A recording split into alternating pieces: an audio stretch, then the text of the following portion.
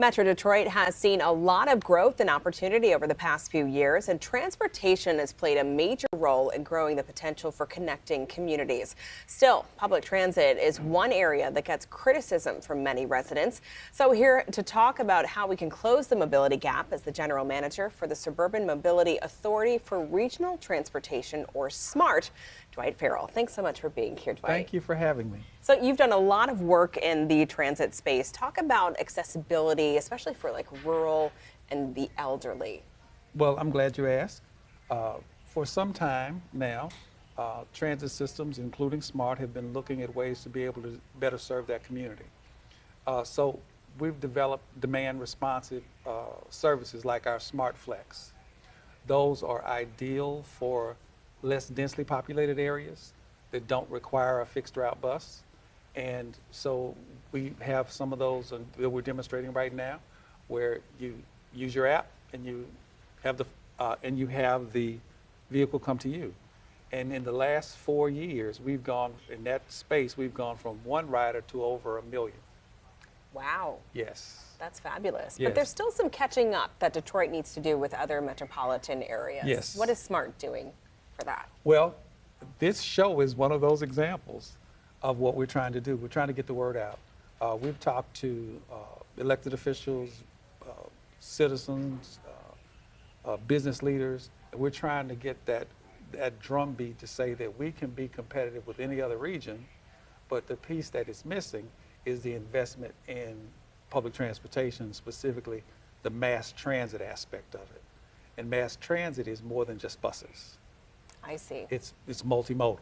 So if you think DC or you think Chicago, those are the kinds of things. Now, it doesn't necessarily have to be rail, but it has to be something that's got a fixed guideway with dedicated right-of-way so that you can get the speed. And what's your take on the people mover?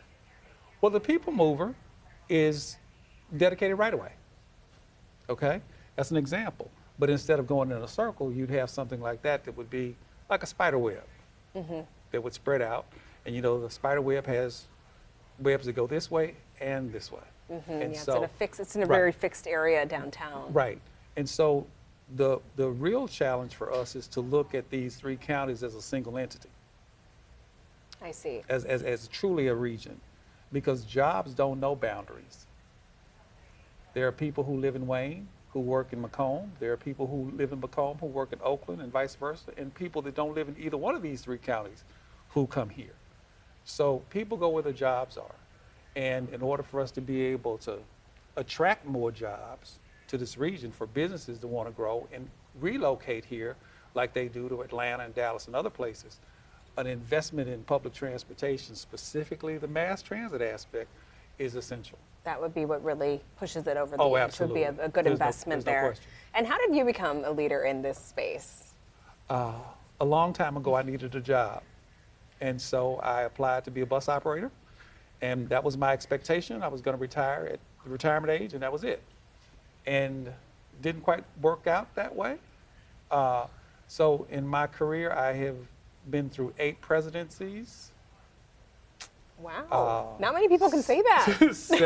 7 cities, 2 continents besides the North American continent, and 8 countries, all related to public transportation. Wow, so you really do have a global look, and you really understand Yes. how systems work. Yes.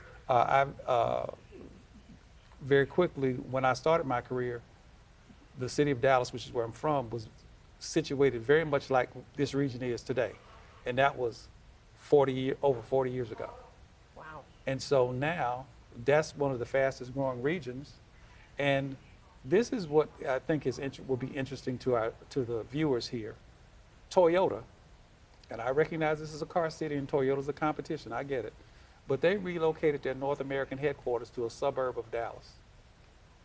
So they consolidated all their operations from across the United States to that area. 2 reasons: the airport with an international reach and their transit system. That's incredible. In fact, they gave the transit system their first $1 million for microtransit. So quickly, before we leave, where Sure. can people learn more about SMART? Well, we have a couple of websites. We have smartermobility.org and then smartmovesus.org. And that's the same thing on all of our social media platforms. All right. Well, And if you want to follow me, LinkedIn. we can't forget that. LinkedIn and Instagrams, Dwight A. Ferrell. All right. Well, Dwight Ferrell, head of SMART, thank you so much for joining us Thank tonight. you. This has been a blast. Thank you. Likewise.